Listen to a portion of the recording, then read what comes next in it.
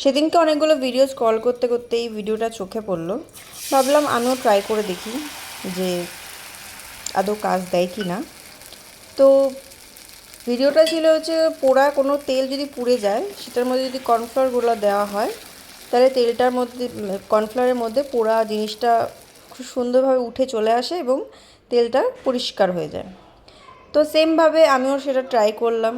তেলটা ভালো করে গরম করে নিয়েছি, তার মধ্যে কর্নফ্লাওয়ার গুলে দিয়ে দিয়েছি এবং সেটাকে একটু নাড়াচাড়া করতে থাকলাম এবং আস্তে আস্তে দেখছি যে কর্নফ্লাওয়ারটা হচ্ছে ভালো করে একটু জমাট বাঁধছে আস্তে আস্তে এবং ভাবলাম এই হয়তো আমার সব পোড়া তেলগুলো চলে আসবে, বাট কিছু হয়নি।